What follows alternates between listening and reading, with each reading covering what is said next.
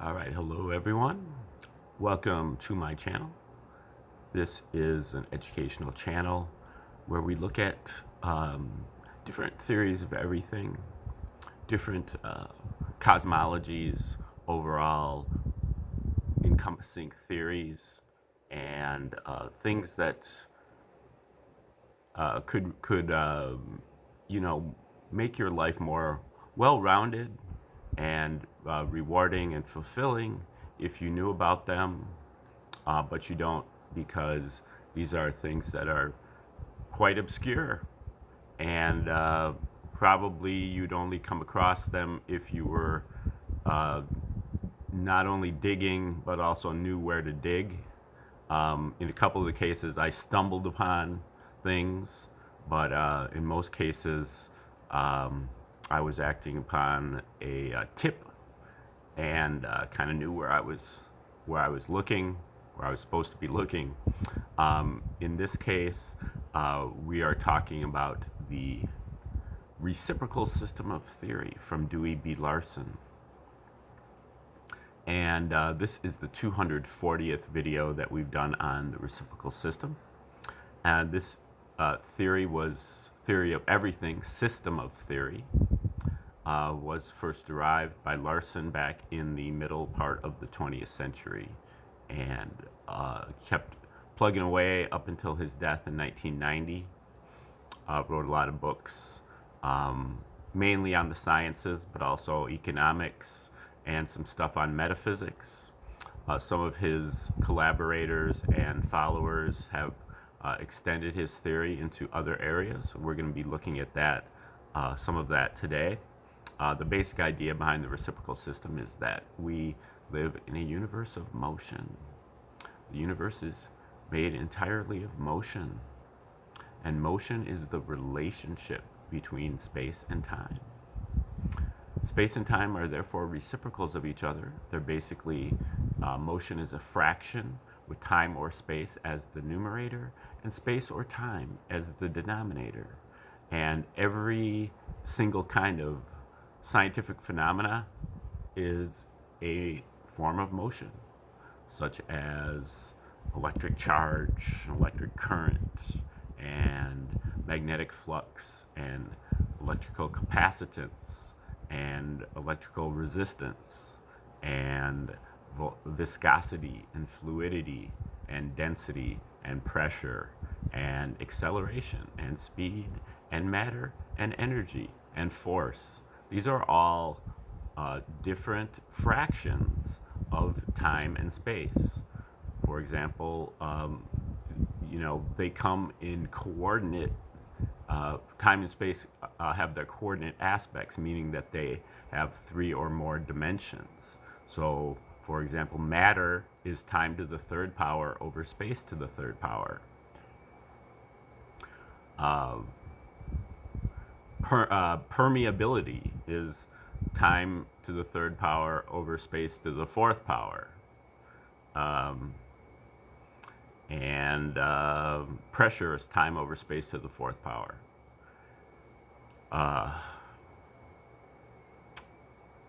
Permittivity is, I believe it's time to the second power over space. Acceleration is space over time to the second power, and so on. These are all, they all show that space and time can represent all phenomena, because everything is made out of space and time. Space and time are the contents of the universe, not the container of the universe. As we tend to think in legacy science, that space and time is like the empty stage on which the events take place. Well, possibly it is the empty stage, but it is also the substance of what is going on the stage. And also, in addition to the coordinate aspects of space and time, there's also the clock aspect of space and time. This is a scalar motion, or a progression, a motion that has a magnitude but has no direction. that you would envision by taking a balloon and a magic marker and putting a bunch of dots on the balloon, then blowing up the balloon. All the dots are moving away from each other, but in no particular direction. There's many directions, but we see it as we only see the net motion. So we can represent it by just the rotation of a clock arm, and that represents the progression of time. But the motion is all we're seeing there is the net motion. We're not able to kind of resolve all of the different motions that are involved. We just see it as a progression in one dimension. And we recognize that with the clock. The clock is always getting later and later and later. It's always ticking. It's always progressing. It's flowing. Normally, we don't recognize that about space, but space also has its clock aspect. So the space is always getting farther and farther and farther apart. Also, space and time both come in only discrete units. They are quantized. There is a minimum unit of space and a minimum unit of time.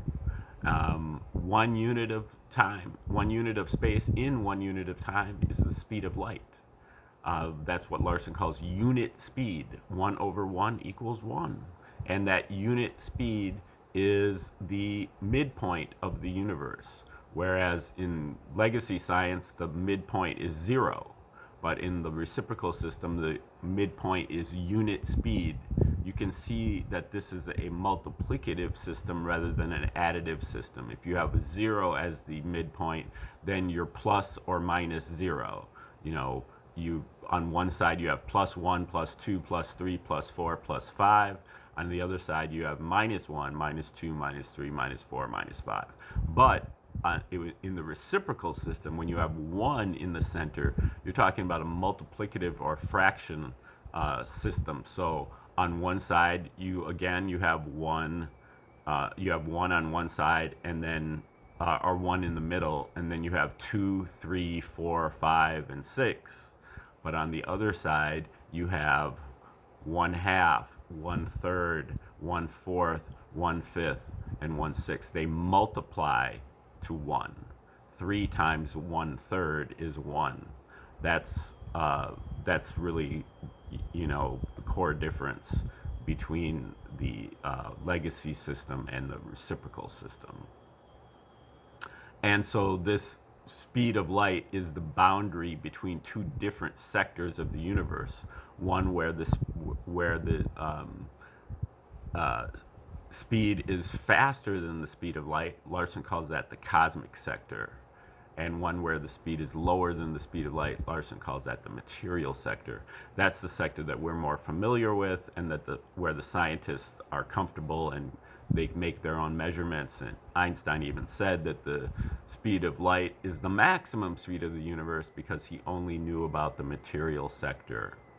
But we can determine many things about the cosmic sector as well because of the reciprocal postulate, and that all you have to do to shift from the material to the cosmic sector is invert the roles of space and time. So in the material sector, we're dealing with coordinate space, 3 dimensions of space, and clock time, progressing time. But in the cosmic sector, we're dealing with 3 dimensions of time and clock space. Space is always getting further and further apart. Okay, now today we are looking at an article that was written by Dr. Bruce Perret, who recently passed away, but he wrote a number of articles under the name Daniel Phoenix 3, who was a character who purported to be one of the computer engineers on the Montauk Project, the Black Ops Project, time travel project of the U.S. government back in the 1980s. And he writes a lot of different papers on. They're fairly speculative, but they're usually quite interesting, and they don't focus on the reciprocal system per se, but they use the reciprocal system kind of in the background to make some of the leaps that Perret needs to make his points. Now he does rely on quite a few other important theories, and he makes a lot of what you would call connections between some of his favorite theories and the reciprocal system.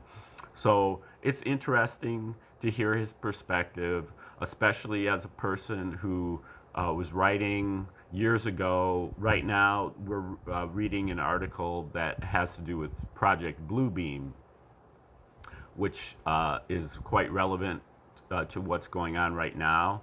Project Bluebeam is the top secret fake alien invasion program, and he was talking about this when he was writing many years ago, 10 years ago maybe, and so it's good to get his perspective on things, but also he dabbles, depending on the article, he goes deep into the reciprocal system as well. Now, we are into section 4 of this article called Universal Supernatural Manifestations via Electronics. Seeing is believing, right? If you are making plans to control the spirit of an evolving species, that necessitates being able to create convincing imagery, not just in the sky, but in the minds of those you wish to control. It is not a new theme. It has been used on the BBC series Doctor Who a number of times, from the Ghost Shift from season 28 episode Army of Ghosts, all the way back to the 1968 episode The Invasion, where the Cybermen added a micro monolithic circuit to the then popular transistor radio that allowed them to take control of human minds via the cyber control signal beamed from space. Okay, just looking over a couple of the footnotes here, make sure that we're not missing out on anything. And okay, that old Doctor Who episode actually had the right idea to introduce subconscious signals into any kind of media stream. You do not need to embed it in the media where it could be discovered or filtered out, but into the equipment used to express that media directly into the brain. MP3 players, cell phones, computers, televisions, radios, and the like. These days, they are all micro monolithic circuits whose functions are buried deep at the atomic level of integrated circuitry. So you could put anything in there without the public ever becoming aware of its function. When it comes time to activate, all one would have to do is to broadcast that cyber control signal across the global cell phone network and out the 6 billion cell phones, where it will not only affect the owner of the phone, but most likely many others in the immediate vicinity. Back in 1968, a 2-transistor radio was hot stuff. A typical multi-core CPU chip these days has over 2 billion transistors. That's a lot of logic, and as it is said, the best place to hide a tree is in the forest. Knowing that the technology is not only available but implemented globally allows us to examine Monast's final section in detail, revealing that the technology is currently available to rewrite the software of the human brain via electronic devices in close proximity. Before long, Bluetooth, or should I say blue beam teeth, will be taking another bite out of freedom, controlling the electronics of your mind. And while you are at it, don't forget to have your kids chipped so you know where they are at all times. After all, it's for your benefit and has nothing to do with global domination and willing slavery. Monas defines what he believes will be the final stages of the process of taking control not only of the body and mind, but of the newly evolving spirit. Quote, it will begin with some kind of worldwide economic disaster, not a complete crash, but enough to allow them to introduce some kind of in between currency before they introduce their electronic cash to replace all paper or plastic money. End quote. Sound familiar? Okay, keep going. It does not take much surfing the net to discover that this is already well underway.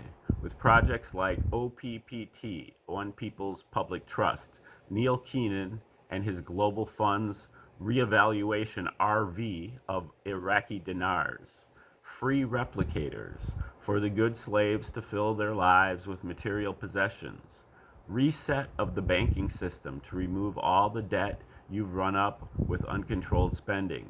The list just goes on, and the one thing they all have in common, they are all handouts. You get something for nothing.